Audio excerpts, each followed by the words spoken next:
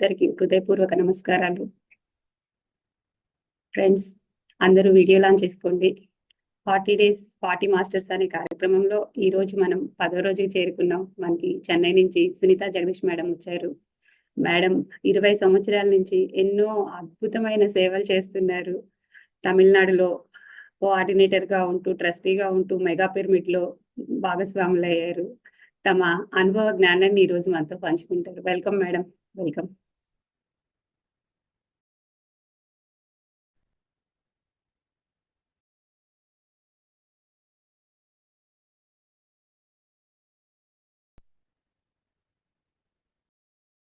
Sunitha madam, మీరు మాట్లాడండి.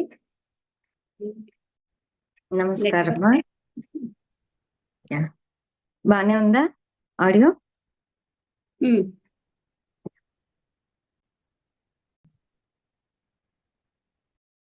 మీదే మధ్యలో హ్యాంగ్ అయినట్టుంది. అవునా? ఒకసారి చెక్ చేసుకుంటాను మేడం.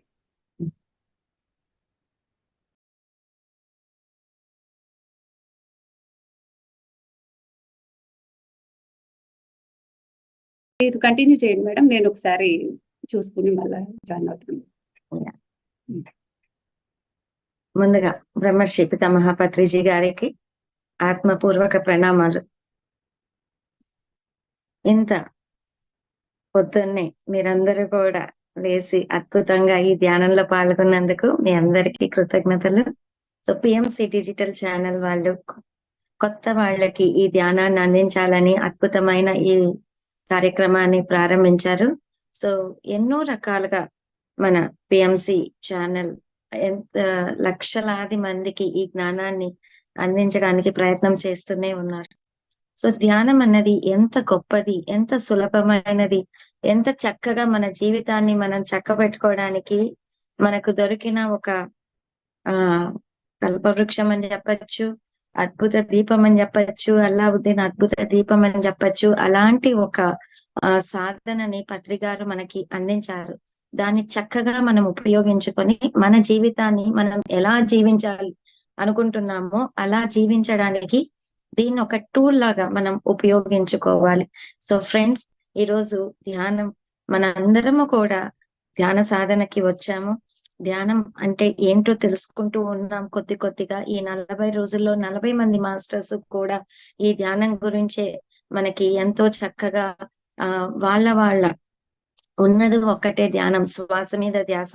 చాలా సింపుల్ వినడానికి గాని చెప్పడానికి కానీ సాధన చెయ్యడానికి ఎంతో మనకి మనోధైర్యం కావాలి, సంకల్పం కావాలి, దృఢ సంకల్పం కావాలి, ఇవన్నీ కావాలన్నమాట. సో సాధన చేయడానికి చాలా మనం ప్రయత్నం చేయాలి. కాబట్టి దీని గురించి మనం ఎంత బాగా తెలుసుకుంటే అంత మనము మన ఎఫర్ట్స్ ని పెట్టగలుగుతాం. కాబట్టి వాళ్ళ అండర్స్టాండింగ్స్ లో డిఫరెంట్ పర్సెప్షన్స్, అంటే ఒకే విషయం గురించి డిఫరెంట్ పర్సెప్షన్స్ లో చెప్తూ ఉంటారు. సో ఇవన్నీ తెలుసుకోవడం ద్వారా మనం సాధన ఇంకా చక్కగా చేసుకోగలుగుతాం, ఇంకా బాగా అద్భుతంగా మనకు ధ్యానం అన్నది కుదురుతుంది. కాబట్టి అందరూ కూడా శ్రద్ధగా వినండి, సాధన చెయ్యండి. తెలుసుకున్నవన్నీ మీకు ఏవైతే సరి అని అనిపిస్తాయో, కరెక్ట్ అని అనిపిస్తాయో అవి నెమ్మదిగా జీవితంలో ఆచరణలోకి పెట్టడానికి ప్రయత్నం చెయ్యండి. సో ఈ రోజు నేను మీకు సైంటిఫిక్ గా అసలు ఈ ధ్యానం చేయడం ద్వారా ఏం జరుగుతుంది, కేవలం కళ్ళు మూసుకొని శ్వాస మీద ధ్యాస పెట్టడం ద్వారా మనలో ఇన్ని మార్పులు ఎలా వస్తున్నాయి అంటే మనకు పరిపూర్ణమైన ఆరోగ్యం వస్తుంది, అండ్ మనం కోరుకుంటున్న మనశ్శాంతి అన్నది మనకు లభిస్తుంది. ఎలా జరుగుతున్నాయి ఇవన్నీ? కేవలం కళ్ళు మూసుకొని కూర్చోవడం ద్వారా. మనము జీవితాంతం దీనిల గురించి ఎన్నో ప్రయత్నాలు చేస్తున్నాం. సో కానీ ఎక్కడా జరగని మార్పు కేవలం ఈ సింపుల్ అయిన ఈ ధ్యాన సాధనలో మనకు ఎలా జరుగుతుంది అన్న దాని మీద మనం ఈరోజు కొంచెం తెలుసుకుంటాం. ఎందుకంటే ఏ విషయం తెలుసుకున్నా కూడా, ఏది చేస్తున్నా కూడా మనము గుడ్డిగా ఏది నమ్మకూడదు అన్నమాట. సో మూఢంగా ఏదో వాళ్ళు చెప్పేస్తున్నారు, చేసేస్తున్నాం అని మనం అలా చేసినా కూడా మనకు ఏవైతే జరగాలో ఆ మార్పులన్నీ జరుగుతూ ఉంటాయి. కానీ ఇంకా మనకి అర్థమైనప్పుడు, మన జీవితాన్ని మనం గమనించినప్పుడు మనలో మార్పులు మనమే చక్కగా చూసుకోగలుగుతాం. లేకపోతే ఏదో చేస్తున్నాం, ఒక నమ్మకంతో చేస్తూ ఉంటాం. కానీ మనలో జరిగే మార్పులు మనం గమనించుకోలేకపోతున్నాం. కాబట్టి నేను ఈరోజు మీకు ఇంకా కొంచెం విడమర్చి అసలు ధ్యానం అంటే ఏంటి అని చెప్తానన్నమాట. సో ఫస్ట్ గా మనమందరము కూడా మన జీవిత ధ్యేయం ఏంటి అని చూస్తే అందరూ కూడా హ్యాపీగా జీవించాలి, ఆనందంగా జీవించాలి, అదొక్కటే కోరుకుంటాం. అంతే కదా! ఏ పని చేసినా కూడా అంటే మనం ఒక ఆహ్, అంటే రోజువారీ కార్యక్రమాలు ఏవి చేసినా కూడా మనం ఫైనల్ ఇది ఏంటి అంటే ఆరోగ్యం కావాలి అనుకుంటారు అందరూ. మనశ్శాంతి కావాలి ఎందుకు కావాలి ఆరోగ్యం? ఆనందంగా జీవించడానికి. ఎందుకు కావాలి మనశ్శాంతి? ఆనందంగా జీవించడానికి. సో టార్గెట్ వచ్చి మనం ఆనందంగా ఈ జీవితాన్ని జీవించాలి. కానీ ఈ ఆనందంగా జీవించాలి అన్న కోరిక మనకి నెరవేరుతుందా? ఎందుకంటే ఎప్పుడు ఒకటి దొరికితే ఇంకొకటి మిస్ అవుతూ ఉంటది. ఒకటి దొరికితే ఇంకోటి మిస్ అవుతూ ఉంటది. ఆరోగ్యం కావాలనుకుంటాం. ఆరోగ్యం అయితే దొరుకుతుంది. కానీ ఫ్యామిలీలో అండర్‌స్టాండింగ్స్ ఉండవు. రిలేషన్‌షిప్స్ లో ప్రాపర్ గా ఉండదు. ఫైనాన్షియల్ ఇబ్బందులు వస్తూ ఉంటాయి. సో ఏదో ఒక రకంగా మనం మళ్ళీ ఇబ్బంది పడ్డం, దుఃఖం అనేది మన జీవితంలోకి వస్తూనే ఉంటది. కానీ ఆహ్ ఆనందంకి అసలు అపోజిట్ అన్నది లేనే లేదు. ఆనందం అన్నది ఒకటే. సో నిరంతరము ఎటువంటి పరిస్థితుల్లో అయినా, ఎటువంటి స్థితిలో అయినా కూడా మనం ఆ ఆనంద స్థితి నుంచి పక్కకు ఎళ్ళకుండా ఉండగలగడమే ఆనంద స్థితి అంటే. అంటే ఇప్పుడు ఒక ఇల్లు కావాలి అని అనుకుంటాం. ఇల్లు కట్టేసుకోగలుగుతాం. అది మనకి సాధించినప్పుడు మనకు కలిగేది ఆనందం గాదు, సంతోషం. ఎందుకంటే అది కొన్ని రోజులే ఉంటది. మళ్ళీ ఇంకొక కోరికొస్తది. మళ్ళీ దుఃఖం అన్నది వస్తది.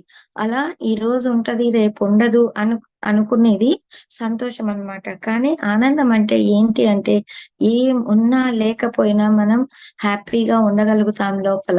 సో అలాంటి ఒక స్థితి పొందడానికి మనకు ఈ ధ్యాన సాధన అన్నది అవసరం ఉంటుంది. కాబట్టి ధ్యాన సాధన చేయడం ద్వారా మనకి మనోధైర్యం లభిస్తుంది. మెచ్యూరిటీ ఆఫ్ మైండ్ దొరుకుతుంది. సో కోరికలు ఉంటాయి. కానీ దాని వెనకాల ఆ తపన, దుఃఖము అవి ఉండవన్నమాట. సో ఎప్పుడూ లోపల ఆనంద స్థితిలో ఉంటాం. సో ఇవన్నీ కూడా నా జీవితంలో నేను ఎక్స్‌పీరియన్స్ అయ్యాను కాబట్టి మీకు నేను చెప్పగలుగుతున్నాను. సో అంతకుముందు లోపల ఎప్పుడూ ఏడుస్తూ ఉండేదాన్ని. కానీ ఎప్పుడైతే ధ్యానం పరిచయం అయ్యిందో నాకు ఆ ఏడుపన్నది పోయింది. అంటే ఒక లోపల ఏదో వెలితి, ఏదో దుఃఖం అన్నది లేకుండా ఎప్పుడూ హ్యాపీగా ఉండగలుగుతున్నా. నా చుట్టూ పరిస్థితులు ఏమైనా ఒక మ్యాజిక్ లాగా మారిపోయాయా అంటే చుట్టూ పరిస్థితులు అవే ఉంటాయి. అదే కుటుంబం, అదే భర్త, అదే పిల్లలు, అదే ఫైనాన్షియల్ స్టేటస్, అదే పరిస్థితులు అన్నీ అవే ఉంటాయి. కానీ ఏడుపన్నది లేకుండా పోతుంది. ఇవన్నీ మనము హ్యాపీగా ఫేస్ చేసే కెపాసిటీ మనకొస్తుంది. ఎలా మనం దీన్ని హ్యాండిల్ చెయ్యాలి అన్న ఒక జ్ఞానం దొరుకుతుంది. సో లోపల మనకి అలజడి అన్నది ఉండదు. కాబట్టి మనం ధ్యాన సాధన ద్వారా మనకి ఇది లభిస్తుంది. తర్వాత మనం ఆనందంగా జీవించాలి అంటే మొట్టమొదట మనకు కావాల్సింది ఆరోగ్యం. ఆరోగ్యం అంటే ఎందుకంటే మనకి వేదాలు చెప్తున్నాయి. మన సంస్కృతిలో మన ఋషులు, యోగులు అందరూ చెప్పారు. ఆనందమే మహాభాగ్యం అన్నది. సో మనకి ఏదో ఆస్తులు, నగలు, ఇండ్లు ఇవి కాదు మనకి ఆనందాన్ని ఇచ్చేది. మనకి ఆరోగ్యమే మహాభాగ్యం. ఆరోగ్యమే మహాభాగ్యం అంట. సో ఏంటి మనకు మహాభాగ్యం అంటే ఆరోగ్యం. ఆరోగ్యం ఉంటే మనకి సగం ఇది జయించేసినట్టు అన్నమాట. కాబట్టి ఈ ఆరోగ్యం అంటే అందరూ ఏమనుకుంటున్నారంటే శారీరక ఆరోగ్యం మాత్రమే అని అనుకుంటున్నారు. కానీ ఆరోగ్యం అంటే WHO ఆర్గనైజేషన్, యునైటెడ్ నేషన్స్ వాళ్ళు, WHO ఆర్గనైజేషన్స్ వాళ్ళు ఏమి ఇచ్చారు డెఫినేషన్ అంటే, మనము శారీరకంగా, మానసికంగా, సామాజికంగా, ఆధ్యాత్మికంగా ఆరోగ్యంగా ఉన్నప్పుడు మాత్రమే మనం పరిపూర్ణ ఆరోగ్యవంతులు అవుతాము అని చెప్పారు. కానీ మనం కేవలం శారీరక ఆరోగ్యం అని అనుకుంటున్నాం. కానీ మనము అన్ని రకాలుగా ఆరోగ్యంగా ఉండాలి.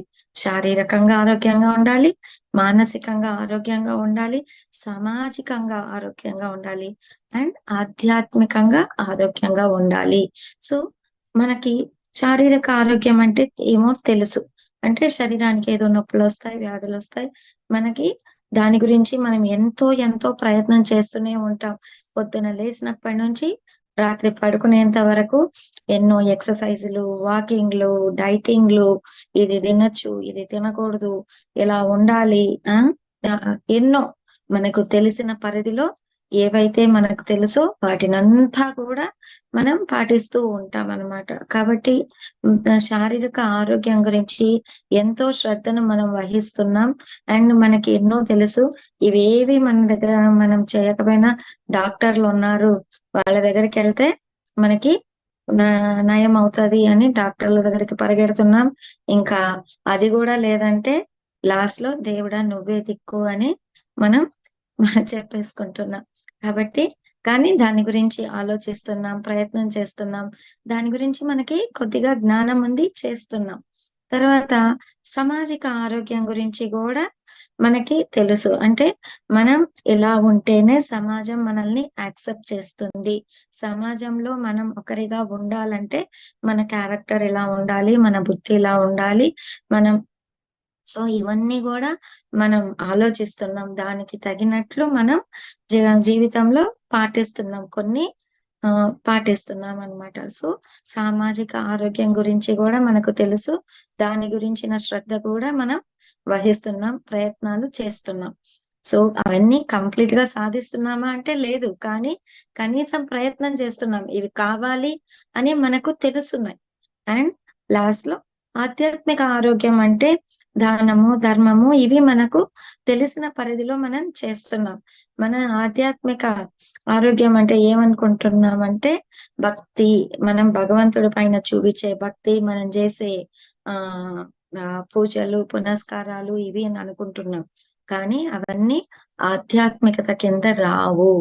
ఈ ఆధ్యాత్మికం అంటే ఏంటి అంటే మనం చేసే దానము, ధర్మము, సేవ, మానవత్వము, ఇవన్నీ ఆధ్యాత్మిక పరిధిలోకి వస్తాయి.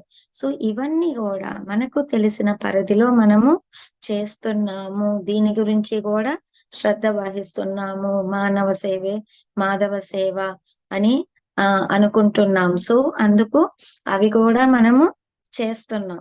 కానీ మనకు తెలియని ఇది ఏంటి అంటే మానసిక ఆరోగ్యం అని ఒకటి ఉంటుంది. అది మనకు కావాలి, మనకు లోపించింది అన్నది కూడా తెలియకుండా మనం జీవించేస్తున్నాం. సో దాని గురించి మనం మర్చిపోయాం. సో మానసిక ఆరోగ్యం ఒక్కటి మనం కేర్ ఎత్తుకుంటే చాలు, మిగతా 3 కూడా ఆ మానసిక ఆరోగ్యానికి సంబంధించే ఉంటాయి. కాబట్టి దాని మీద డిపెండ్ అయి ఉంటాయి. సో మానసికంగా మనం ఆరోగ్యంగా ఉంటే శారీరకంగా మనం ఆరోగ్యంగా ఉన్నట్టే. ఎందుకంటే ఇప్పుడు మనకి వచ్చే వ్యాధులన్నీ కూడా 70% సైకోసోమాటిక్ అని అంటారు. సైకోసోమాటిక్ అంటే అందరూ అంటారు కదా, స్ట్రెస్ వల్ల, టెన్షన్స్ వల్ల, భయాల వల్ల మనం క్రియేట్ చేసుకుంటున్నవి. మనం వింటున్న ఈ లాంగ్ టర్మ్ డిసీజెస్ అన్ని కూడా, ఈ షుగర్ కానీ, బీపీ కానీ, హార్ట్ ప్రాబ్లమ్స్ కానీ, ఇవి ఏవైనా కూడా స్ట్రెస్, టెన్షన్స్ వల్లే వస్తున్నాయి. కాబట్టి ఇవన్నీ మానసిక ఆరోగ్యం లేకపోవడం వల్ల శారీరకంగా మనం ఇబ్బంది పడుతున్నవే. కాబట్టి మానసికంగా ఎప్పుడైతే మనం దాన్ని చక్కబెట్టుకుంటామో, ఆ ఆరోగ్యం గురించి మనం కేర్ ఎత్తుకుంటామో, అప్పుడు శారీరకంగా మనం ఆరోగ్యంగా ఉండగలుగుతాము. తర్వాత సామాజికంగా ఖచ్చితంగా ఆరోగ్యంగా ఉండగలుగుతాము. ఎందుకంటే మనసు చేసే మన డిస్టర్బెన్సెస్ వల్లే మనం సమాజానికి కూడా హాని కలిగిస్తూ ఉంటామన్నమాట. కాబట్టి సమాజంలో మనము ఒక చక్కటి సిటిజన్ గా ఉండాలి అంటే మనము ఆ మానసికంగా ఆరోగ్యంగా ఖచ్చితంగా ఉండాలి. కాబట్టి మనం సామాజిక ఆరోగ్యము పొందగలుగుతాము. అలాగే ఆధ్యాత్మిక ఆరోగ్యము పొందగలుగుతాము. కేవలం మనం శ్రద్ధ తీసుకోవాల్సింది ఈ మానసిక ఆరోగ్యం. దీన్ని మనం మర్చిపోయాం కాబట్టే ఈ మూడిటి గురించి మనం ఎక్కువ ఎఫర్ట్స్ పెట్టాల్సి వస్తుంది. ఎక్కువ దాని గురించి మనం ఆలోచించాల్సి వస్తుంది. కానీ మనకి ఏది పరిపూర్ణంగా దొరకట్లేదు. ఎందుకంటే మనం శ్రద్ధ తీసుకోవాల్సిన దగ్గర తీసుకోవట్లేదు కాబట్టి మనం ఇప్పుడు మానసిక ఆరోగ్యం గురించి చాలా చాలా శ్రద్ధ వహించాలి. మానసికంగా మనం ఆరోగ్యంగా లేము అంటే మనలో ఎన్నో భయాలు ఉంటాయి, మనలో ఎన్నో అనుమానాలు ఉంటాయి. సో మనకు తెలియని ఎన్నో భయాలు ఉంటాయి. మన ఎమోషనల్ ఇంబ్యాలెన్సెస్ అంటే మనకు ఎలా బ్యాలెన్స్ చేయాలో తెలీదు మన ఎమోషన్స్ ని. ఇగో ఉండాల్సిన చోట కోపం ప్రజెంట్ చెయ్యము. ఎక్కడ కోపం ప్రజెంట్ చెయ్యకూడదో అక్కడ చేస్తూ ఉంటాము. సో మనము ఒక చిన్న సక్సెస్ వచ్చిందంటే ఎంతో ఆనందపడిపోతాము. ఒక చిన్న ఫెయిల్యూర్ వచ్చిందంటే ఎంతో దుఃఖపడిపోతాము. సో ఇప్పుడు చూసారంటే స్టూడెంట్స్ ఎంతో మంది ఒక ఫెయిల్ అయ్యారంటే డిప్రెషన్ లోకి వెళ్ళిపోతున్నారు, సూసైడ్స్ చేసుకునేస్తున్నారు. వాళ్ళు హ్యాండిల్ చేయలేకపోతున్నారు వాళ్ళ ఎమోషన్స్ ని కానీ లైఫ్ ని కానీ. ఎందుకు జరుగుతున్నాయంటే దీని గురించిన సరి అయిన అవగాహన లేకపోవడం వల్ల. కాబట్టి ఈ మానసిక ఆరోగ్యం గురించే మనము వెతుకులాడుతున్నాము, పరిగెడుతున్నాము. ఎక్కడ దొరుకుతది మనకి మనశ్శాంతి, ఎక్కడ దొరుకుతాది మనకి ఈ మనోధైర్యము అన్న దాని గురించి మనం పరిగెడుతూనే ఉన్నాం. మనం చేసే పూజలు, పునస్కారాలు, తీర్థయాత్రలు ఇవన్నీ దీనికోసమే. ఎక్కడో ఒక దగ్గర దొరక్కపోతాదా అని మనం ఎంతో మంది గురువుల వెనకాల పరిగెడుతున్నాం. సో ఎన్నో కాలక్షేపాలకు వెళ్తున్నాం, మంచి మాటలు వినాలనుకుంటున్నాం. కానీ అవన్నీ వింటున్నాం, అవి చేస్తున్నప్పుడు మనకి ఎంతో బాగుంటుంది. కానీ ఆ కొద్దిసేపు మాత్రమే మనం దాన్ని అనుభవించగలుగుతున్నాం. మళ్ళీ మనం మొదటికి వస్తున్నాం. మనకి permanent solution, permanent change, permanent మార్పులు ఏమీ మనలో జరగట్లేదు. విన్నంత సేపు బాగుంటది, తర్వాత మళ్ళీ మామూలే అన్నట్టు మనం జీవిస్తున్నాం. సో ఈ మానసిక ఆరోగ్యాన్ని పెట్టుకోవాలి అంటే ఉన్న ఒకే ఒక్క దారి ఏంటి అంటే ధ్యాన సాధన మాత్రమే మానసికంగా మనకి ఆరోగ్యాన్ని ఇస్తుంది. గుర్తు పెట్టుకోండి, దానికోసం మనం ధ్యానం చేస్తున్నాం. ధ్యానం చేయడం వల్ల ఆరోగ్యం బాగైపోతుంది, ధ్యానం చేయడం వల్ల మనశ్శాంతి వచ్చేస్తుంది. ఇవన్నీ ఎలా వస్తాయి? ఎలా అంటే మనం మానసికంగా ఆరోగ్యవంతులు అవుతాము. తెలిసినా తెలియకపోయినా జరుగుతాయి ఇవన్నీ. కానీ మిమ్మల్ని మీరు చెక్ చేసుకోండి. మనలో మార్పులు మనకు తెలియదు, మన పక్క వాళ్ళకు తెలుస్తుంది. ధ్యానం చేస్తూ ఉంటే నీలో ఏదో మార్పు ఉంది, ముందుటి కన్నా నీ మొహంలో చికాకు లేదు, చాలా చక్కగా నవ్వుతున్నావు, నీలో ఏదో డిఫరెన్స్ కనిపిస్తుంది అని మన పక్క వాళ్ళకు తెలుస్తుంది మన గురించి మనకన్నా. కాబట్టి ధ్యానం చేస్తూ ఉంటే మనలో ఎన్నో మార్పులు జరుగుతూ ఉంటాయి. ఎందుకంటే మనసు బయట కనిపించే వస్తువు కాదు. దాన్ని సరి చెయ్యాలన్నా ఏ డాక్టరు చెయ్యలేరు, ఏ గురువు చెయ్యలేరు, ఏ దేవుడు చెయ్యలేరు. మనకి మనమే చేసుకోవాల్సిన ఒక ప్రక్రియ అది. కాబట్టి ధ్యానం చేయడం ద్వారా మాత్రమే మానసికంగా మనం ఆరోగ్యవంతులం అవుతాము. ఎందుకంటే అది లోపల ఉంది. లోపల అది కూడా ఒక అది ఏదో ఒక ఇప్పుడు మనకి గుండె ఉందంటే గుండె ఉంది, హార్ట్ ఆపరేషన్లు చేసి దాన్ని బ్లాక్స్ అన్ని క్లియర్ చేయగలుగుతారు. కిడ్నీలు ఉన్నాయి, లివర్ ఉన్నాయి, అవన్నీ మనకి బయటకు కళ్ళకు కనిపించకపోయినా ఏ మైక్రోస్కోప్ టెక్నాలజీకి కనిపిస్తాయి. అవన్నీ సరిచేయబడతాయి. కానీ మనసు ఎవరికి కనిపించదు. దాన్ని ఏ ఆపరేషన్ చేసో చక్కబెట్టుకోలేము, కోట్లు ఖర్చు పెట్టి దాన్ని చక్కబెట్టుకోలేము. కానీ ఆ మనసు అన్నది ఒక ప్రక్రియ మాత్రమే చేస్తుంది. ఆలోచన ఆలోచన ఆలోచన అన్న ప్రక్రియ మాత్రమే చేస్తుంది. అది ఎక్కడుంది అని ఎవరైనా అడిగితే మనం ఒక ఎక్స్పెరిమెంట్ చేసి చూస్తాం. ఇప్పుడు ఎక్కడుందో తెలుసుకుంటాం మనసు. సో చాలా మందిని అడుగుతాం. మా చెప్తూ ఉంటారు అందరూ, నా మనసు ఏమీ బాగలేదు అని ఇక్కడ పట్టుకుంటారు. మనసేమి బాగలేదు అంటారు. ఇంకొకసారి ఏమంటారు, మనస్సాక్షి ఉందా నీకు అని ఇక్కడ పట్టుకుంటారు. సో మనసు అసలు ఎక్కడుంది? ఇక్కడుందా? ఇక్కడుందా? ఎక్కడుందో చూద్దామా? అందరూ ముక్కు పట్టుకోండి, ఒక్క నిమిషం ముక్కు పట్టుకొని కూర్చోండి. బాగా ఎంతసేపు వీలైతే అంతసేపు పట్టుకోండి.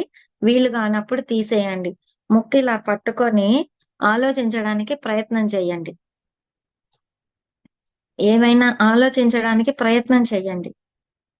ఎంతసేపు వీలైతే అంతసేపు పట్టుకోండి, తీసేయండి.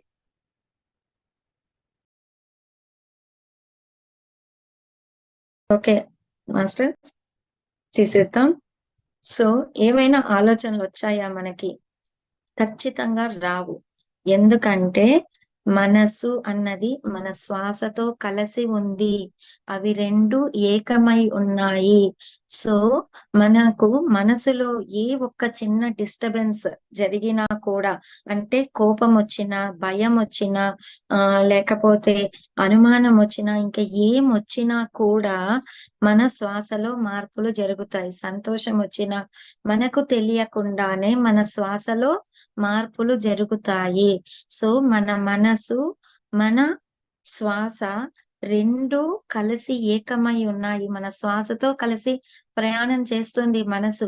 కాబట్టి ఆ మనసును చక్కపెట్టాలంటే శ్వాసతో ఏకం అవ్వాలి. అదొక్కటే దారి, వేరే దారి లేదు.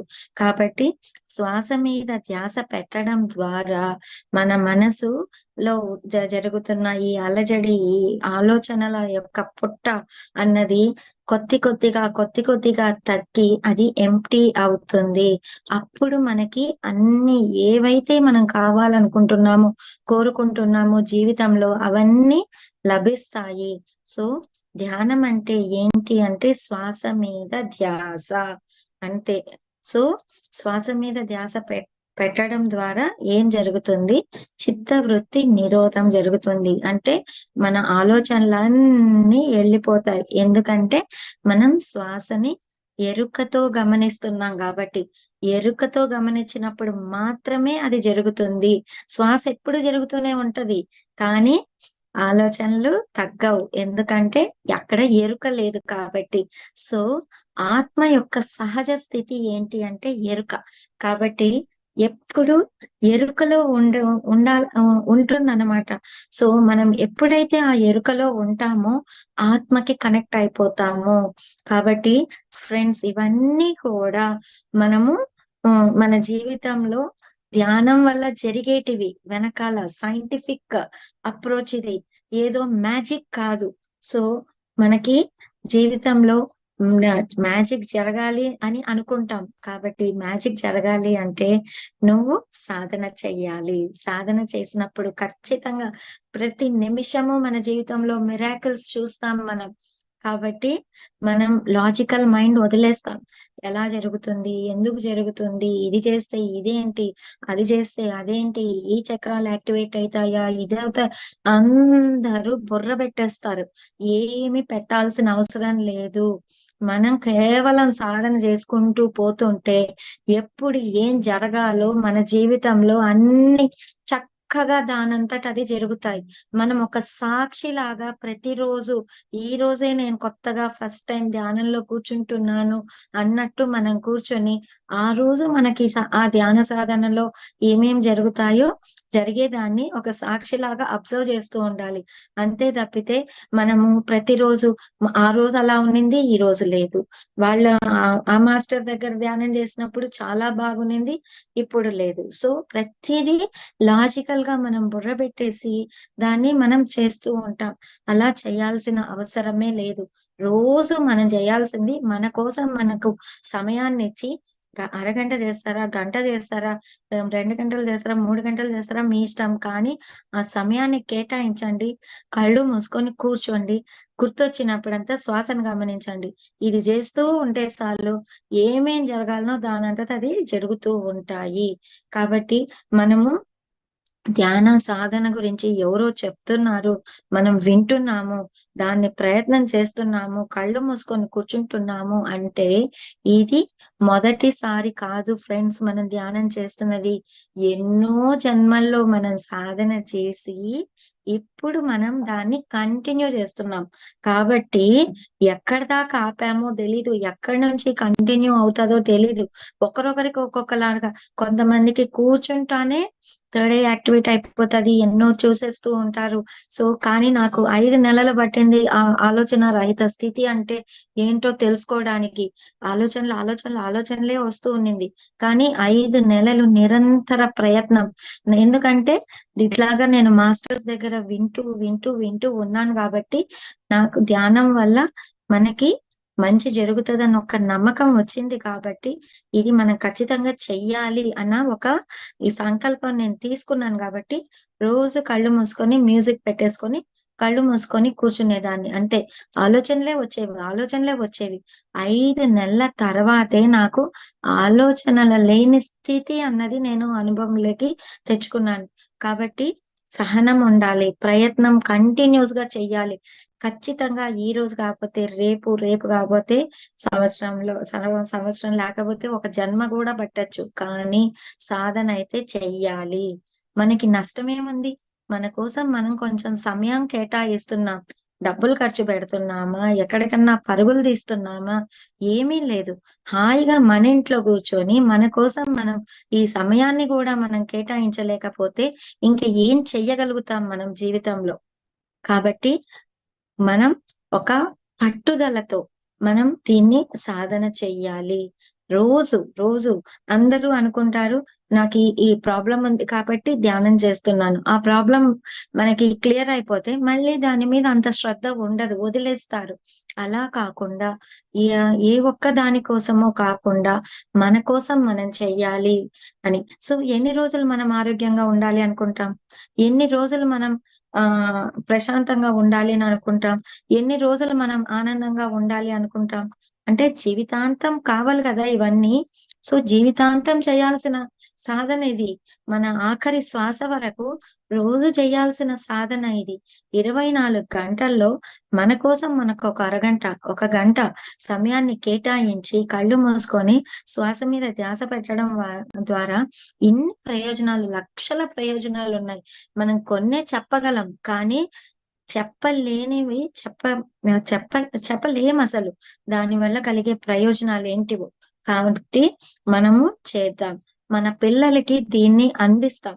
సో మనం వాళ్ళకి నెక్స్ట్ జనరేషన్స్ కి అందివ్వాల్సింది ఈ జ్ఞానము మాత్రమే, ఈ సాధన మాత్రమే. వాళ్ళకి మనం ఏమైనా చెయ్యాలి అంటే అండ్ అందరూ అనుకుంటూ ఉంటారు మనము ఊరందరికీ సేవ చేసేయాలి, అందరి కోసం మనం ఏదో చేసేయాలి అనేసి. కానీ అందరూ బాగుండాలి అని మీరు నిజంగా కోరుకుంటూ ఉంటే మనం ఇవి చెయ్యాల్సిందంతా ఈ ధ్యాన పరిచయం మాత్రమే, వాళ్ళకి ధ్యానాన్ని అందించడం మాత్రమే. ఇంకా ఏ విధంగా కూడా మీరు ఎవ్వరికీ సహాయపడలేరు. ఈ జ్ఞానాన్ని మీరు అందివ్వాలి. అందుకే పత్రి గారు ఎప్పుడు కూడా మీరు ధ్యానం చెయ్యండి, కళ్ళు మూసుకొని శ్వాస మీద ధ్యాస పెట్టండి. సో అది మాత్రమే మీరు నేర్చుకోవాల్సింది. ఆ తర్వాత మీరు పొందే ప్రతి అనుభవాన్ని ఇంకొకరితో షేర్ చేసుకోండి, అనుభవాలు చెప్తూ ఉండండి అని ఎందుకు చెప్తున్నారు అంటే మనం మనం పొందే ఈ ప్రతి అనుభవం షేర్ చేయడం ద్వారా ఎవరైనా ఇన్స్పైర్ అవ్వచ్చు, ఎవరైనా వాళ్ళు ధ్యాన సాధనని అందుకోవచ్చు. కాబట్టి మనము మన అనుభవాలని ఎప్పుడు నిరంతరం షేర్ చేస్తూనే ఉండాలి. సో అందరము మనము తిరుపతికి వెళ్తూ ఉంటాం. వెళ్ళే దారిలో అంతా కూడా ధర్మం రక్షతి రక్షితః అని రాసుంటది. చాలా దగ్గర రాసుంటది. ఈ ధర్మం రక్షితః అంటే ఏంటి అంటే, ధర్మాన్ని మనం రక్షిస్తే అది మనల్ని రక్షిస్తుంది అని మనకు తెలుసు. కానీ ధర్మం అంటే ఏంటి అని మనకు తెలీదు. ధర్మం అంటే ఏంటి అంటే, మనము ఇతరులకి చేసే ధర్మమే ధర్మము అని అనుకుంటున్నాం. కానీ ధర్మం అంటే 2 రకాలున్నాయి. ఫస్ట్‌ది స్వధర్మం, ఇంకొకటి పరధర్మం. అంటే ముందు మనకి మనం ధర్మం చేసుకోవాలి. స్వధర్మం ఫస్ట్ ఇంపార్టెంట్. ఆ తర్వాతే పరధర్మం. నీకు నువ్వే ఏమి చేసుకోలేదు, ఇంకొకరికి ఏం చేయగలుగుతావు? స్వధర్మం అన్నది చాలా చాలా ఇంపార్టెంట్. కాబట్టి ఆ స్వధర్మం అంటే ఏంటి అంటే, మనలో మనకి లోపల నుంచి కొన్ని చెప్తూ ఉంటాయి. అంటే మనం కొన్ని పనులు చేస్తున్నప్పుడు లోపల ఒకటి చెప్తూ ఉంటది. వద్దు, ఇది తప్పు, ఇలా చెయ్యొద్దు అని లోపల నుంచి మనకి గైడెన్స్ వస్తూనే ఉంటది. ఏ పని చేసినా గూడా. కానీ దాన్ని పట్టించుకునే స్థితిలో మనం ఉండం. ఎంతసేపు బయట వాళ్ళు చెప్పేటివే మనం బుర్రలోకేసుకుంటూ ఉంటాం. దానిలోనే ఫాలో చేస్తూ ఉంటాం. కాబట్టి మన లోపల నుంచి వచ్చే గైడెన్స్ ని మనము ఫాలో చెయ్యాలి. మనకి మనం ముందు ఆహ్, ఆహ్, ఆహ్, ఇది ధర్మంగా ఉండాలి. సో నీ లోపల వచ్చే గైడెన్స్ ని నువ్వు ఫాలో అవ్వాలి. కాబట్టి అది చాలా ఇంపార్టెంట్ అన్నమాట. అంటే నేను అంటే ఇక్కడ శరీరము, మనసు, బుద్ధి, ఆత్మ అన్నింటి కలయిక. కాబట్టి నీ శరీరానికి ముందు నువ్వు ఏం చేస్తే ఆరోగ్యంగా ఉంటదో అది చెయ్యి.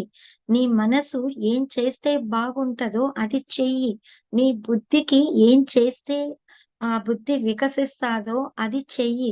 నీ ఆత్మ ఏం చేస్తే అంటే మనం ఆత్మ పదార్థాలము. సో ఈ ఆత్మ పదార్థము ఏ ఉద్దేశం కోసం ఈ భూమి మీదకొచ్చిందో ఆ ఉద్దేశం కూడా పరిపూర్ణంగా మనము క్లియర్ చేసుకోవడానికి మనం దానికి కావలసిన జ్ఞానము, సాధన అన్నీ చెయ్యాలి. కాబట్టి మన కోసం మనం ఏమీ చేసుకోకుండా ఎంతసేపు ఇంకొకరికేమో చేసేయాలి అని చేసే ప్రయత్నం ఎప్పుడూ విఫలమే అయితుంది. కాబట్టి ముందు స్వధర్మం పాటించు. ఎప్పుడైతే ధ్యాన సాధన చేస్తావో శరీరానికి అద్భుతమైన ఆరోగ్యం కలుగుతుంది. మా మనసుకి అద్భుతమైన అంటే మంచి సంగీతం విన్నప్పుడు మనసు చాలా సంతోషిస్తది. ఒక మంచి పుస్తకం చదివినప్పుడు అద్భుతమైన బుద్ధి వికాసం జరుగుతుంది. నువ్వు ధ్యానం ఎప్పుడైతే ఇతరులకి చెప్పడానికి ప్రయత్నిస్తావో అప్పుడు ఆత్మ ఎదుగుతుంది. ఇవన్నీ నువ్వు చేసినప్పుడు మాత్రమే నువ్వు స్వధర్మంలో ఉన్నట్టు. లేకపోతే స్వధర్మం అన్నది ఉండదు. పరధర్మంలోనే ఉంటాము. నువ్వు ఎప్పుడైతే ఈ స్వధర్మం పాటిస్తావో అప్పుడు ఆ ధర్మము నిన్ను రక్షిస్తుంది.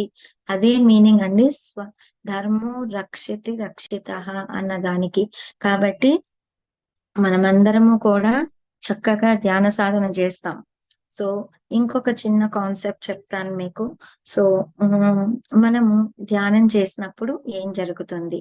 సో టైం ఉందా అమ్మా ఇంకా? ఉంది మేడం. యా. సో మనకు ధ్యానం చేసినప్పుడు ఏం జరుగుతుంది? శ్వాసను గమనించినప్పుడు ఏమి జరుగుతుంది అంటే, మన శ్వాసే అసలు ఎందుకు గమనించాలి? ధ్యానం అంటే ఎన్నో పద్ధతులు ఉన్నాయి కదా. పత్రి గారు ఎందుకు శ్వాస మీద ధ్యాస చెప్పారు? సో పత్రి గారు చెప్పింది హయ్యెస్ట్ విజ్డమ్ అండి. సో 172 రకాల ధ్యాన పద్ధతులు ఉన్నాయంట. కానీ అన్నింటిలోకి ఉత్తమమైనది శ్వాస మీద ధ్యాస, ఆనాపాన సతి. ఎందుకు అది అంత ఉత్తమమైనది అంటే, మనకి ఒక స్థలానికి వెళ్ళినప్పుడు ఎన్నో దారులు ఉండొచ్చు. కానీ దా ఆహ్, డైరెక్ట్ వే అని ఉంటది కదా! అలా డైరెక్ట్‌గా ఎళ్ళడం చుట్టి ఎళ్తాం. ఎప్పుడు తెలియనప్పుడు. ఈ డైరెక్ట్‌గా ఎళ్ళే దారి ఏదో తెలియనప్పుడు చుట్టి కూడా ఆ స్థలానికి చేరుకుంటాం. కానీ మనకి వన్స్ తెలిసిందనుకోండి ఈజీగా ఇలా ఎళ్తే ఈజీగా ఎళ్ళగలము. ఇది స్ట్రెయిట్ దారి. చాలా తక్కువ డిస్టెన్సు అండ్ రోడ్ కూడా చాలా బావుంది అని తెలిసినప్పుడు దాన్నొదిలేసి ఎందుకు చుట్టి వెళ్తాం మనం. కదా! ఆ దారిని పట్టుకొని హ్యాపీగా ప్రయాణం చేసేస్తాం. అలాగా పత్రి గారు ఎంతో రిసర్చ్ చేసి మనకు చూపించారు. Easiest method and powerful method మనకి చూపిచ్చారు శ్వాస మీద ధ్యాస అని. కాబట్టి దాన్ని పట్టుకుంటాం మనం. ఎప్పుడైతే మనము శ్వాస మీద ధ్యాస పెడతామో, మనలో చాలా లక్షలాది, కోట్లాది అణువులుంటాయి. ఈ అణువుల యొక్క కలయికే మనం. మన శరీరం కానీ, మనం కానీ ఈ అణువుల యొక్క కలయిక. అవన్నీ ఎలా ఉంటాయంటే, మన మనసు ఎలా ఉంటదో, ఎంత అలజడిగా ఉంటాయో, అవి అంత అలజడిగా ఉంటాయి. దాని యొక్క ప్రయాణం. కాబట్టి మనకి ఎప్పుడు ఒక చికాకుంటది. Comfortable zone ఉండదసలు. ఎప్పుడు మనకి యాహ్! ఏమో తెలీదు. అంత ఒక డిస్టర్బెన్స్ ఉంటది లోపల.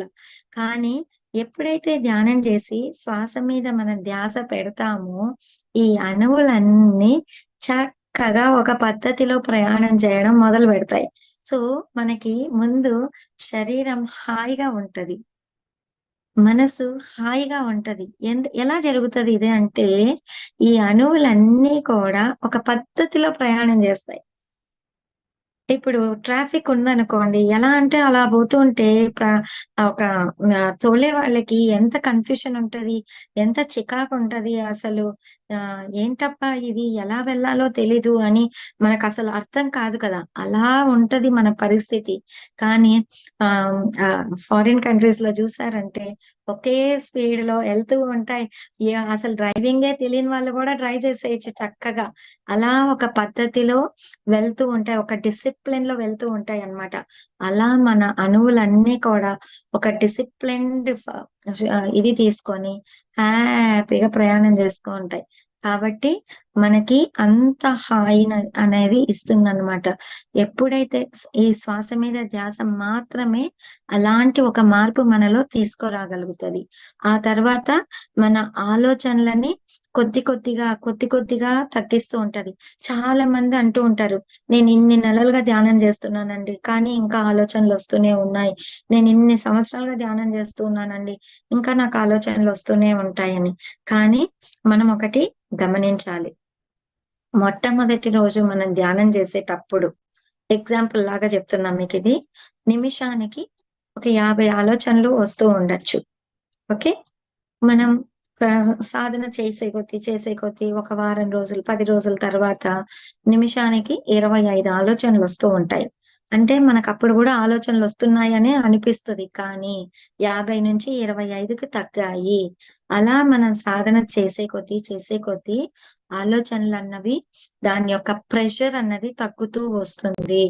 ఆ మధ్యలో ఒక ఆలోచనకి మధ్యలో ఉన్న ఆ గ్యాప్‌లో మనము శక్తిని తీసుకుంటూ ఉంటాము. ప్రతి ఒక్కరము కూడా ధ్యానం చేసినప్పుడు ఆ విశ్వశక్తిని మనలోకి తీసుకుంటూ ఉంటాము.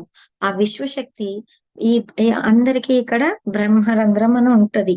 సో, పుట్టినప్పుడు బిడ్డలకి చాలా మెతుకుగా ఉంటది ఈ స్థలంలో. ఎందుకంటే ఆ బ్రహ్మరంధ్రం ఎప్పుడు ఓపెన్ అయ్యి ఉంటదనమాట. అందుకే పిల్లలు దైవంతో సమానం అని ఎందుకు అంటామంటే వాళ్ళెప్పుడు కనెక్ట్ అయ్యి ఉంటారు ఆ సోర్స్ తోటి. మనము ఎక్కడి నుంచి అయితే వచ్చామో ఆ సోర్స్ తోటి కనెక్ట్ అయ్యి ఉంటాం. దాదాపు 5 సంవత్సరాలు, 7 సంవత్సరాల వరకు కూడా మనకి ఆ కనెక్షన్ ఉంటది ముందు. కానీ ఇప్పుడు పిల్లలు పుట్టినప్పటి నుంచే వాళ్ళు ఆహ్, ఆహ్, వాళ్ళ మైండ్ షార్ప్‌నెస్ ఎలా ఉంది అంటే పుట్టిన బిడ్డలే చాలా స్మార్ట్‌గా ఉంటున్నారు. కాబట్టి ఇప్పుడు 2, 3 ఏళ్ల వరకే ఆ కనెక్టివిటీలో ఉండగలుగుతున్నారు. కాబట్టి అప్పటి నుంచే ధ్యానం అన్నది మనం స్టార్ట్ చేసేయాలి. అప్పుడు నిరంతరం ఆ కనెక్షన్ లో ఉంటారు వాళ్ళు. కాబట్టి మనం ఏదో వయసు అయిపోయిన తర్వాత ధ్యానం చేయడం కాదు. చిన్న పిల్లలప్పటి నుంచే ధ్యాన సాధన అన్నది అవసరం ఉంటది. కాబట్టి మనం అందరము కూడా మనం ధ్యానం చేసి మన పిల్లలకి దాన్ని అందివ్వాలి. కళ్ళు మూసుకొని కూర్చోమ్మా కొద్దిసేపు. అంటే పత్రికారు మనకు ఒక ఫార్ములా ఇచ్చారు కదా! నీ వయసెంతో అన్ని నిమిషాలు కూర్చుంటే చాలని. మనకు కావాలి గంటలు గంటలు. కానీ వాళ్ళకి అవసరం ఉండదు. వాళ్ళు ఆ 2 నిమిషాలు, 3 నిమిషాలు కళ్ళు మూసుకోవడం, కూర్చోవడం అలవాటు చేస్తే వాళ్ళకి, వాళ్ళు పెరిగే కొద్దీ ఆ జ్ఞానంతో వాళ్ళు పెరుగుతారు. అద్భుతంగా వాళ్ళ జీవితాన్ని జీవించగలుగుతారు. సో, మనం ఎప్పుడైతే శ్వాసను గమనిస్తామో, మన ఆలోచనలు కొద్ది కొద్దిగా తగ్గుతాయి. సో, మనం హిమాలయాలకి ఈ సంసారాన్నంతా వదిలేసి హిమాలయాల్లో పోయి కూర్చున్నా గూడా మనకు ఆలోచనలే వస్తాయి. ఎందుకంటే మనం పుట్టినప్పటి నుంచి ఇప్పటి వరకు దాన్నే అలవాటు చేశాం కాబట్టి కొద్ది టైం పడతది దానికి అర్థం అవ్వడానికి. కాబట్టి మనము నిరంతర సాధన ద్వారా ఆలోచనలన్నవి వస్తాయి. అండ్ అది కాకుండా మనం పుట్టినప్పటి నుంచి లోపల పెట్టుకున్నవన్నీ గూడా మన లోపల నుంచి వెళ్ళిపోతూ ఉంటాయి. సో, ధ్యానం చేసేటప్పుడు వచ్చే ఆలోచనలు రావడం గాదు, వెళ్ళిపోవడం. సో, మనకి ఇన్ని సంవత్సరాలైనా అవి పోవట్లేదు అంటే, మనం అన్ని పేర్చి పెట్టుకొనున్నాం లోపల. కాబట్టి అవి వెళ్ళిపోవడానికి అంత సమయం పడుతుంది. కాబట్టి జస్ట్ మనం అబ్జర్వ్ చేస్తూ ఉండాలి. ఒక సాక్షిలాగా అవన్నీ మనల్ని వదిలి ఎళ్ళిపోతున్నాయన్నమాట. దానిపైన ఫోకస్ చేయకూడదు. ఆలోచన వచ్చినప్పుడు దాని మీద ఫోకస్ చేయకూడదు. గుర్తొచ్చినప్పుడంతా శ్వాసను గమనిస్తూ ఉండాలి. గుర్తొచ్చినప్పుడంతా శ్వాసను గమనిస్తూ ఉండాలి. ఈ సాధన మాత్రం చేస్తూనే ఉండాలి. సో, మనకి అది కూడా ఒక స్ట్రెస్. అయ్యో! ఆలోచనలొస్తున్నాయి. అయ్యో! సో, ప్రతిదీ కూడా ఒక స్ట్రెస్ లాగా ఫీల్ అయిపోతూ ఉంటాం. సో, హాయిగా రానివ్వండి. ఎందుకంటే సహజం అది. కాబట్టి గుర్తొచ్చినప్పుడంతా శ్వాసను గమనించడం అన్న ప్రయత్నం మాత్రం చేస్తూ ఉండండి. హ్యాపీగా జరుగుతుంది. కాబట్టి ఫ్రెండ్స్ మనం దేనికి కూడా టెన్షన్ పడొద్దు. సో, ఎప్పుడైతే ఫస్టొచ్చి ధ్యానం జేయాలి. అంటే శ్వాస మీద ధ్యాస పెట్టాలి.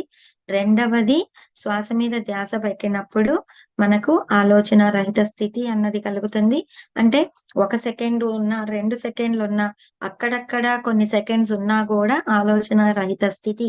ఆ ఆలోచనల గ్యాప్‌లో కూడా మనము ఏం జేస్తా ఉంటాం, విశ్వశక్తిని తీసుకుంటూ ఉంటాము. సో, ఎప్పుడైతే ఆలోచనలు ఉండవో, అప్పుడు విశ్వశక్తి మనలోకి ఆవాహనం జరుగుతుంది. ఈ బ్రహ్మరంధ్రం ద్వారా. ఈ బ్రహ్మరంధ్రం మనకి పైనుంది. సో, మనకి తూర్పు పక్క కూర్చొని చెయ్యాలా ధ్యానము, పడమర పక్క కూర్చొని చెయ్యాలా, ఇటు చెయ్యొచ్చా, అటు చెయ్యకూడదా అన్నవేమీ లేవు. ఇవన్నీ మనం బుర్ర పెట్టేసి అక్కర్లేని ఆలోచనలు, సందేహాలతో మనము ధ్యానంలోకి ఎళ్ళలేకపోతాం.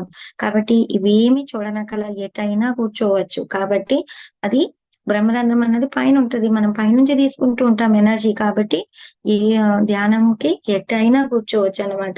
సో, ఎప్పుడైతే ఆలోచన రహిత స్థితి ఉంటదో మనకి, అప్పుడు మాత్రమే విశ్వశక్తి మనలోకి మనం తీసుకోగలుగుతాం. ఆ విశ్వశక్తి తీసుకున్నప్పుడు మనకి ఆ బ్రహ్మరంధ్రంకి కనెక్ట్ అయ్యి 72,000 నాడులుంటాయి. ఆ నాడుల్లేకంతా ఈ విశ్వశక్తి ప్రవహిస్తుంది. ఆ నాడుల్లో ఎప్పుడైతే బ్లాక్స్ ఉంటాయో, అప్పుడే మనకు ఈ శరీరంలోకి అనారోగ్యం అన్నది బయటపడుతుంది. సో, మనకి ఈ అనారోగ్యం అన్నది శరీరంలోకి వచ్చింది అంటే, మన ఆ ఎనర్జీ బాడీలో అంటే ఆ నాడీ మండలంలో బ్లాక్ ఉంది అని అర్థము. మనము బయట తీసుకునే ఈ మందులు, మాత్రలు శరీరంలో బయటకొచ్చిన ఈ శరీరంకొచ్చిన అది మాత్రమే క్లియర్ చేయగలుగుతది కానీ, ఈ ఎనర్జీ సిస్టమ్‌లో ఉన్న బ్లాక్‌ని క్లియర్ చెయ్యలేవవి. డాక్టర్‌లకి కనిపిచ్చవవి. కాబట్టి మనం ధ్యానం ద్వారా తీసుకునే ఆ శక్తి మాత్రమే ఆ బ్లాక్స్‌ని క్లియర్ చేయగలుగుతుంది. కాబట్టి ఎవరికైనా నడుము నొప్పి ఉందనుకోండి, ఎవరికైనా తలనొప్పి ఉందనుకోండి, మాత్రలేసుకుంటే బాగైపోతది. మళ్ళీ కొంచెం టైర్డ్ అవుతానే ముందు అవే వస్తాయి. మళ్ళీ తలనొప్పొస్తది. మళ్ళీ నడుము నొప్పొస్తది. మళ్ళీ మోకాలు నొప్పులొస్తాయి. ఎందుకొస్తున్నాయి ఇవన్నీ అంటే, మనము పైన ఉన్న నొప్పులకి మనం ఉపశమనం చేస్తున్నాం కానీ పర్మనెంట్ సొల్యూషన్ ఆ బ్లాక్స్ అన్నవి క్లియర్ చేసుకోవట్లేదు. కాబట్టి మళ్ళీ మళ్ళీ అవే మనము ఎక్స్పీరియన్స్ అవుతూ ఉంటాం అన్నమాట. ఎప్పుడైతే ధ్యానం చేసి అధికంగా ఆ విశ్వశక్తిని తీసుకోగలుగుతామో మన నాడీ మండలం మొత్తము ఆ బ్లాక్స్ అన్ని క్లియర్ అయ్యి ఫ్రీగా ఫ్లో అవుతది. అప్పుడు మాత్రమే పరిపూర్ణంగా మనం ఆరోగ్యంగా ఉండగలుగుతాము. సో మొట్టమొదటిది శ్వాస మీద ధ్యాస. సో ఇది మనం చేస్తే చాలు. తర్వాత జరిగేటివన్నీ దానంతట అది జరుగుతాయి. ఆలోచన రహిత స్థితి జరుగుతుంది, విశ్వశక్తి ఆవాహనం జరుగుతుంది, నాడీ మండలం శుద్ధి జరుగుతుంది. ఆ తర్వాత మనకి థర్డ్ ఐ యాక్టివేట్ అవుతుంది. అంటే మనలో నుంచి ఇంట్యూషన్స్ ఇంకా క్లియర్ గా చక్కగా మనకి వినిపిస్తాయి. మనము రియలైజ్ చేయగలుగుతాము. అప్పుడు మనము మన స్వధర్మంలో చక్కగా ఉండగలుగుతాము. సో మన ఇంట్యూషన్ యాక్టివేట్ అవుతుంది, థర్డ్ ఐ యాక్టివేట్ అవుతుంది. సో ముందు కూడా మనకు చెప్తూ ఉంటది, కానీ ఎప్పుడో ఒకసారి మనకి లోపల నుంచి గైడెన్స్ వస్తూ ఉంటది. కానీ ధ్యాన సాధన ద్వారా మనకి చక్కగా మన లోపల నుంచి ప్రతి నిమిషము గైడెన్స్ వస్తూనే ఉంటది. దాన్ని మనము అబ్జర్వ్ చేయగలుగుతాము, దాన్ని ఫాలో చేయగలుగుతాం. అప్పుడు మనము స్వధర్మంలో చక్కగా ఉండగలుగుతాం. సో ఇవన్నీ కూడా ఒక సైంటిఫిక్ ప్రాసెస్ వెనకాల జరుగుతుంది. ధ్యానం చేసేటప్పుడు మనకి ఇవన్నీ తెలిసినా తెలియకపోయినా జరుగుతాయి. కానీ తెలుసుకున్నప్పుడు ఇంకా ఫాస్ట్ గా ఇంకా చక్కగా మనము ఇవన్నీ ప్రాసెస్ హ్యాపీగా చేసుకోగలుగుతాం. అర్థమవుతది మనం చేసే సాధన.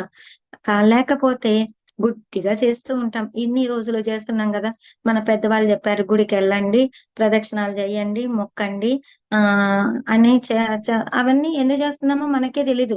పెద్దవాళ్ళు చెప్పారు, చేసేస్తున్నాం. ఒక్క పొద్దులు ఉండండి, వ్రతాలు చెయ్యండి, చెప్పారు, వాళ్ళు చెప్పారు, మనం చేస్తున్నాం. ఒక్కదానికి అర్థం తెలీదు. కానీ పెద్దవాళ్ళు ఏవి ఊరికే చెప్పలే.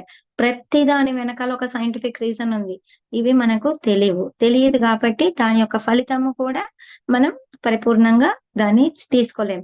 ఎప్పుడైతే మనం అర్థం చేసుకొని ఒక విషయం చేస్తామో దాని యొక్క రిజల్ట్ ని పరిపూర్ణంగా మనము ఎక్స్పీరియన్స్ చేయగలుగుతాం. ఆ బెనిఫిట్స్ ని ఫుల్ గా పొందగలుగుతాం. కాబట్టి సో ధ్యానం అంటే ఏదో ఊరికే చెప్పలేదు పత్రి గారు శ్వాస మీద ధ్యాస అని. అందరూ అనుకుంటారు ఏముందిలే కళ్ళు మూసుకుంటాం కూర్చుంటామని. కానీ దాని వెనకాల ఎంతో ఎంతో ఎంతో జ్ఞానం ఉంది ఫ్రెండ్స్. సో దీన్ని చక్కగా పట్టుకోండి, రెగ్యులర్ గా ప్రాక్టీస్ చేయండి, మీ జీవితాన్ని మీ చేతుల్లో తీసుకోండి, హాయిగా జీవించండి. So thank you very much నాకు ఈ అవకాశం ఇచ్చినందుకు. So thank you so much. Thank you so much. Friends, madam ఎంతో చక్కగా చెప్పారు. మీ డౌట్లు ఏమైనా ఉంటే అడగండి. మేడం తన 20 years పైన ఉంది ఎక్స్పీరియన్స్, చెప్తారు చక్కగా. ఎలాంటివైనా అడగొచ్చు. ఒక నిఘంటువు మేడం. అందరూ మన పిరమిడ్ మాస్టర్స్ అందరూ అట్లాంటి వాళ్ళు. ఎస్, హ్యాండ్ రైజ్ చేయండి ఫ్రెండ్స్. మేడం అక్కడ మన పిరమిడ్ గురించి చెప్పండి మేడం. ఎస్. సో మేము తమిళనాడులో ఉంటామండి. తమిళనాడులో ఒక మెగా పిరమిడ్ ప్రాజెక్ట్ జరుగుతుంది, అగస్త్యర్ పిరమిడ్ క్షేత్రం అని.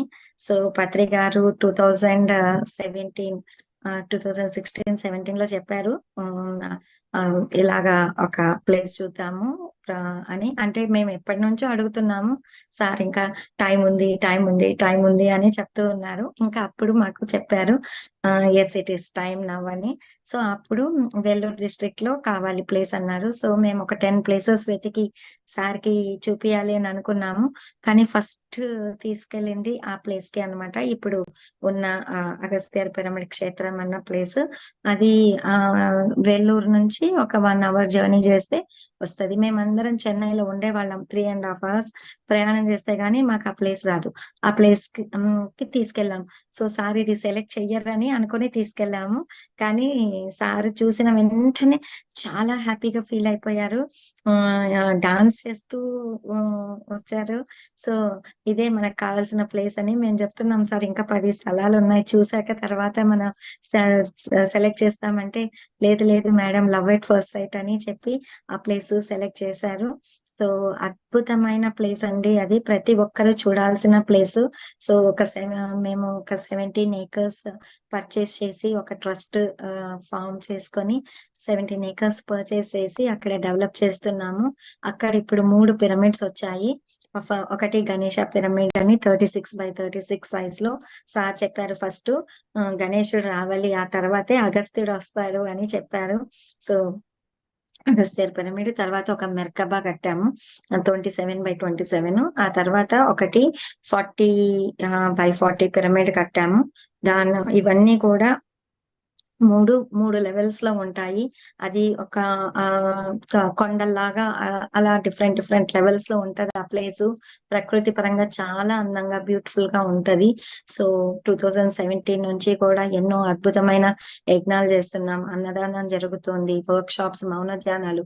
ఆ ప్లేసు మెయిన్ గా ఇంటర్నేషనల్ హెడ్ క్వార్టర్స్ ఫర్ మౌన ధ్యానం అని అవ్వాలి అని సార్ చెప్పారు.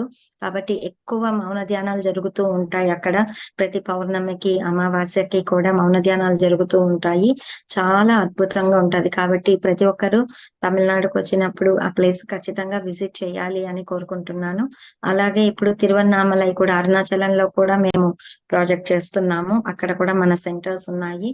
ఎవరైనా అరుణాచలంకి వచ్చినప్పుడు మన సెంటర్స్ కి రావచ్చు. అక్కడ సర్వీసెస్ యూటిలైజ్ చేసుకోవచ్చు. స్టే చేయడానికి ఉంది.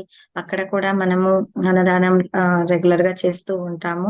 సో అక్కడ ఉండి మీరు రమణ మహర్షి ఆశ్రమంలో, తర్వాత అక్కడ కొండ మీద చాలా ఆశ్రమాలు ఉన్నాయి. విరూపాక్ష ఆశ్రమము, అట్లా చాలా ఉన్నాయి. అక్కడంతా కూడా మీరు ధ్యాన సాధన చేసుకోవచ్చు.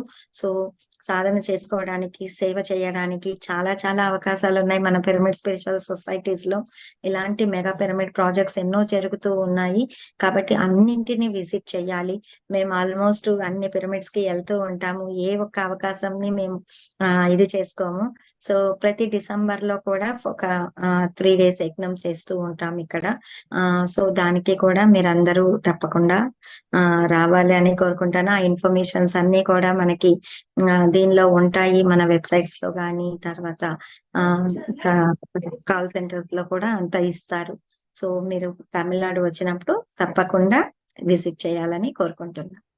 Thank you. Thank you. Friends, madam ని ఏమైనా అడగాలంటే హ్యాండ్ రైజ్ చేయండి. ఎందుకు అందరూ మొహమాట పడుతున్నట్లున్నారు మేడం ఈ రోజు? డౌట్లు ఏమీ లేకుండా రోజు అడుగుతున్నారు. ఒక్కొక్క రోజు వారి వీలుని బట్టి. మేడం, సార్ తో మీరు మర్చిపోలేని ఒక అనుభూతి చెప్పండి. సార్తో మర్చిపోలేని అనుభూతులు చాలా ఉన్నాయి.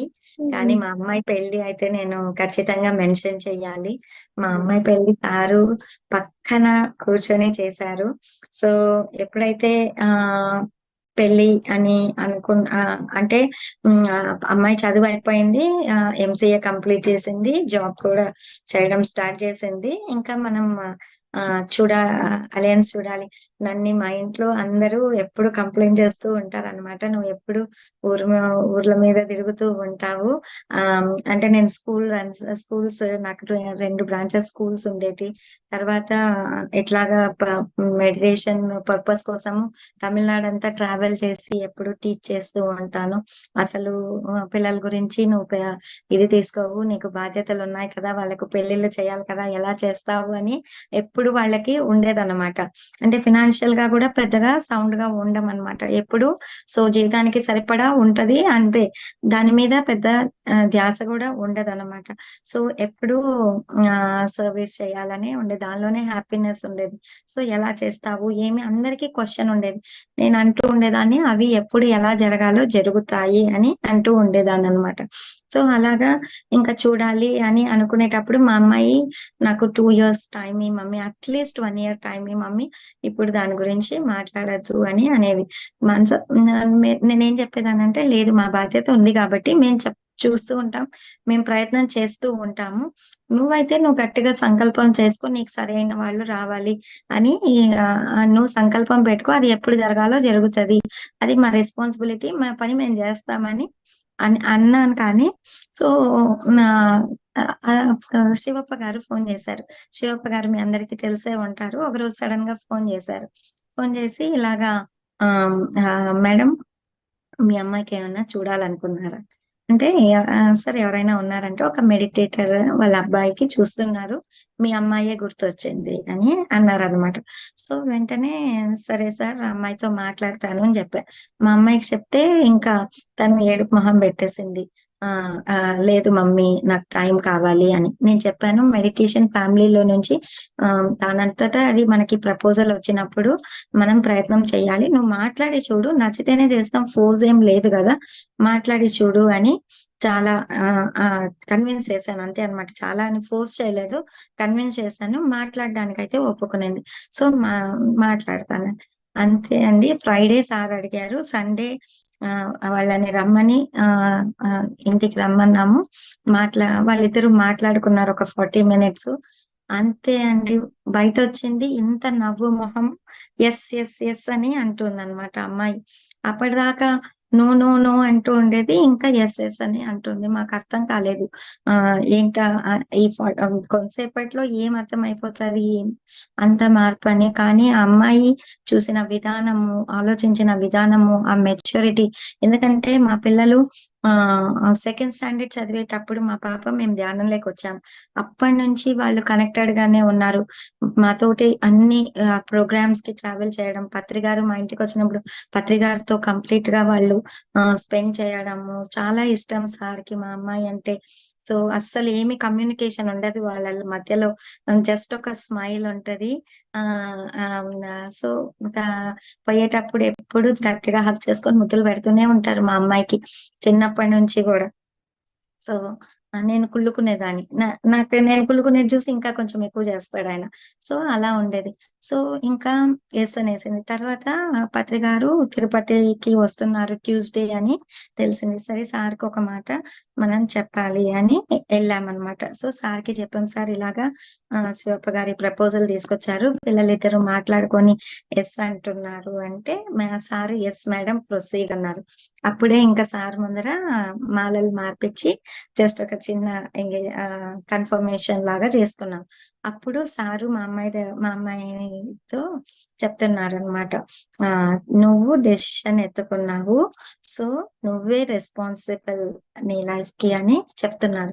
అప్పుడు మా అమ్మాయి సార్ మొహంలో చూసి నవ్వి, సార్ మమ్మల్ని అంతా చూపిస్తుంది, మీరు మాత్రమే కాదు, వీఆర్ నువ్వే రెస్పాన్సిబుల్ అని సార్ చూపించుకుంటున్నారు. అప్పుడు మీరు మాత్రమే కాదు, నన్ను, వాళ్ళ డాడీని, ఇంకా అబ్బాయి వాళ్ళ మమ్మీని అందరినీ చూపించి, ఎవ్వరు రెస్పాన్సిబుల్ కాదు మా లైఫ్ కి, మేమే రెస్పాన్సిబుల్ అని ఇంకా అబ్బాయిని తనని చూపించుకొని సార్ కి చెప్తుంది అనమాట. సో ఫస్ట్ మనము అర్థం చేయించాల్సింది పిల్లలకి వాళ్ళ జీవితం వాళ్ళ రెస్పాన్సిబిలిటీ అన్నది.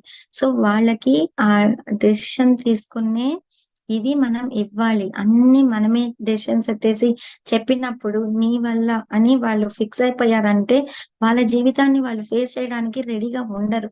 కాబట్టి సారు ఎంత మెచ్యూర్డ్ గా, ఎంత బాగా స్పాంటేనియస్ గా ఆ అమ్మాయి నోటిలో చెప్పించారు ఆ మాట, నా జీవితానికి నేనే రెస్పాన్సిబుల్, మీరెవ్వరు కాదు అని. ఫస్ట్ మాట అన్నమాట. నాకు ఎంత ఆశ్చర్యం వేసిందో, సార్ చెప్పడం ఏంటి, ఈ అమ్మాయి దానికి మళ్ళీ రెస్పాండ్ అయ్యి చెప్పడం ఏంటి అని చాలా హ్యాపీ అనిపించింది. ఆ తర్వాత ఇంకా మేము అమ్మాయి పెళ్లి పిరమిడ్ వ్యాలీలో బెంగళూరులో చేసాం. సో మా నాన్నగారికి 80th బర్త్డే. సో మా మదరు ఫాదరు పిరమిడ్ వ్యాలీలో అన్నదాన ఇన్ఛార్జ్ తీసుకొని మోర్ దాన్ 10-12 ఇయర్స్ గా వాళ్ళు అక్కడ సర్వీస్ చేస్తున్నారు. సో అట్లా మా డాడీ 80th బర్త్డే, మా అమ్మాయి పెళ్లి ఒకేసారి పెట్టుకున్నాం అనమాట. సో పెట్టుకున్నప్పుడు పిరమిడ్ వ్యాలీలో సెలబ్రేట్ చేశాం. సో జస్ట్ ఒక 1 వీక్ ముందు సార్ నాకు ఫోన్ చేసి, మేడం, మా ఇంట్లో పెళ్ళుంది, మీరు మర్చిపోవాకండి, తప్పకుండా వచ్చేసేయండి, మీ పనులలో పడి మీరు మర్చిపోతారు, మీరు తప్పకుండా వచ్చేసేయండి, గుర్తుగా వచ్చేసేయండి అని చెప్తున్నారు. అంటే వాళ్ళ ఇంట్లో పెళ్లి అని సారు చెప్పడంతో అయిపోయింది ఇంక అంతా. సో మాకి ఎంత ఫ్రీ అయిపోయింది, ఎంత హ్యాపీ అనిపించిందో. సో ఆయన చెప్పడం మాత్రమే కాదండి. సో మేము పిరమిడ్ వ్యాలీకి మార్నింగ్ 9 o'clock వెళ్తే, ఇంకా అందరికన్నా ముందు మనం వెళ్తాం కదా అబ్బాయి వాళ్ళని అంతా రిసీవ్ చేసుకోవాలి అనేసి ముందు మేము వెళ్ళాము. మేము వెళ్ళిన వెంటనే సారు మా దగ్గరకు వచ్చేసారు. వెనకాల అయా అని ఒక ఇది ఉంటది అనమాట, రూమ్స్ అవి ఉంటాయి అక్కడ. రూమ్స్ ఇచ్చాము అందరికి, అబ్బాయి వాళ్ళకి కానీ మాకు కానీ. సో మేము జస్ట్ వెళ్ళి మేము లగేజ్ తోటి దిగాము, సార్ అక్కడికి వచ్చేసారు. అక్కడికి వచ్చేసి ఇంకా అక్కడ ఒక దివాన్ లాగా ఉంటది, దాని మీద పడుకొని అలా చూస్తున్నారు. వచ్చిన వాళ్ళని అందరిని ఆయనే రిసీవ్ చేసుకున్నారు అందరికి. సో మేము చెప్తున్నాం, సార్ ఆఫ్టర్నూన్ 12 o'clock కి 1 o'clock కి వెల్కమ్ చేస్తాము, అప్పటిదాకా మీరు వెళ్ళి రిలాక్స్ అయ్యి రండి అని చెప్తున్నాం. మనకి ఇబ్బందిగా ఉంటది, సారు ఇబ్బంది పడుతున్నారని, కానీ ఆయన నో ప్రాబ్లం మేడం, నేను ఇక్కడే ఉంటానని. ఇంకా ఆ రోజు మార్నింగ్ 9 o'clock వచ్చిన ఆయన నెక్స్ట్ డే ముహూర్తం అయ్యాకే వెళ్ళారు. అక్కడి నుంచి మాతో పాటు ఉండిపోయారు, మా రూమ్ లోనే ఉండిపోయారు. సార్ వాళ్ళకి పగోడా ఉంటది అక్కడే, ఒక 5 minutes లో కార్ లో అట్లా వెళ్ళి రిలాక్స్ అయ్యి డ్రెస్ వేసుకొని రావచ్చు. కానీ పత్రి మేడం కూడా సార్ని అక్కడే పెట్టుకో, సార్ డ్రెస్సులన్నీ అక్కడికే పంపించేస్తున్నా అని సార్ని కూడా అక్కడికే పంపించేశారు. అలా దగ్గరుండి చేశారు. పిల్లల రిసెప్షన్ అంటే అమ్మాయిని అబ్బాయిని సారు మేడము చేతులు పట్టుకొని స్టేజ్ మీదకి తీసుకెళ్లారు. ముహూర్తం అంటే పత్రి మేడం పాప పక్కనే పీటల మీద కూర్చున్నారు, సారు పక్కన చైర్ లో కూర్చున్నారు. అంత దగ్గరుండి చేశారు. మా ఇంట్లో పెళ్లి అని ఆయన ఊరికే నోటితో చెప్పలే. సారు ఎన్నో పెళ్లిళ్ళకి వెళ్ళారు, నేను కూడా చూశాను. కానీ మా అమ్మాయి పెళ్లి తన చేతుల మీదుగా పక్క నుండి చేశారు. చాలా అద్భుతంగా అనిపించింది. ఎంత రుణపడి ఉంటానో సార్కి అయితే దాని గురించి. సో ఇలాగా చాలా చాలా హ్యాపీ, అది మర్చిపోలేని సంఘటన అని చెప్పచ్చు మా జీవితంలో. చాలా చాలా అద్భుతంగా ఉంది మేడం. Thank you. మీరు చెప్తుంటేనే చాలా అనుభూతికి లోనవుతున్నాం. ఇంకా చెప్పాలంటే పరిణిత మేడం పెళ్లి గాని, పత్రి మేడం పెళ్లి గాని కూడా సార్ ఇంత దగ్గరుండి చేయలేదు. స్వర్ణామృతం చూస్తే మనకి మేడం అనుభవాల్లో మనం ఇది చూస్తాం. పరిణిత మేడం పెళ్లి అయితే మన కర్నూలు ధ్యాన చక్రంలోనే అయింది. పరిణిత మేడము అడిగి చేయించుకునింది, నువ్వు అన్ని నాకు దగ్గరుండి చెయ్యాలి అని అడిగి చేయించుకునింది. కానీ అడగకుండానే వరాలు ఇచ్చారు మాకు సారు. సో ఆయనగానే మా ఇంట్లో పెళ్లి మీరు రండి అని చెప్పడం నిజంగా ఇవన్నీ మర్చిపోలేని విషయాలు. ఎన్నో అనుభూతులు ఇచ్చారు, అవి తలుచుకుంటూ మనం హ్యాపీగా జీవించేయచ్చు. చాలా మేడం, చాలా అద్భుతంగా. అంటే సార్ ఇక్కడ మనం గురువు అంటాము, కానీ ఆయన గురువుగా కూడా ఒప్పుకోరు. ఒక గురువు, ఒక స్నేహితుడు, ఒక మెంటర్, ఇంకా అన్ని మనకి ఎలా అన్నది ఇప్పుడు మీ అనుభవం ద్వారా అది తెలిసింది మేడం. ఎవరికి డౌట్లు ఎందుకు రాలేదు అంటే ఈ రోజు ఈ అనుభవాన్ని మీ ద్వారా షేర్ చేసుకోవాలి కాబట్టి. డౌట్లు లేని విధంగా మీరు చెప్పారు. అంటే ఇప్పుడు మనం పేరుకి కొత్తగా ధ్యానంలోకి వచ్చిన వారికి అని కార్యక్రమం పెట్టాం కానివ్వండి, అందరూ సీనియర్స్ ఉంటున్నారు, జూనియర్స్ ఉంటున్నారు. కానీ కొంతమందికి సారు అప్పుడు ఉన్న టైంలో మేము లేము అన్న ఫీలింగ్ ఉంది. కానీ సార్ ఎప్పుడు మనతోనే ఉన్నారు. ఈ అనుభవం అయితే ఇంకా అద్భుతం మేడం. అసలు మీరు ఈ పిఎంసి డిజిటల్ ద్వారా షేర్ చేసుకోవడం చాలా సంతోషంగా ఉంది. ఈ క్లాసులు అంతకు ముందు చాలా చోట్ల విన్నాను, కానీ నేను మీ అనుభవం ఇది ఇంత పర్టిక్యులర్ గా ఇలా జరిగిందనే విషయం నాకు తెలియదు. Thank you so much madam. Thank you.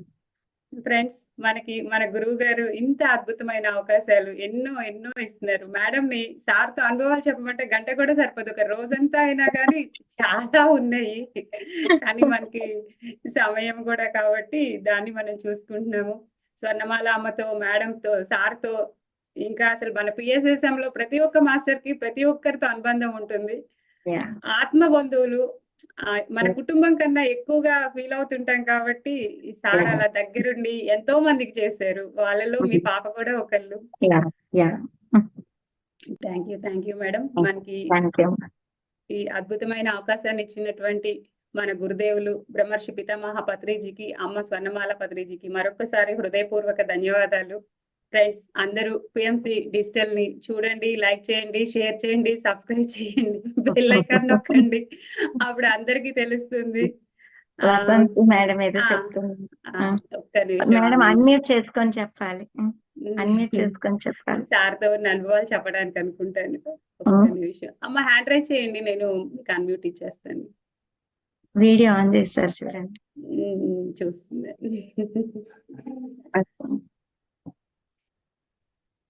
చాలా అద్భుతం మేడం. అన్మ్యూట్ చేసుకోండి మేడం.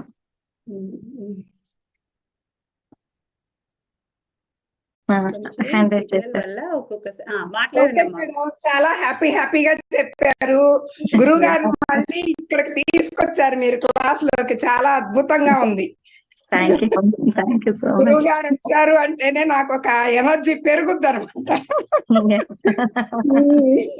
చాలా అద్భుతంగా చెప్పారు సునీత మేడం.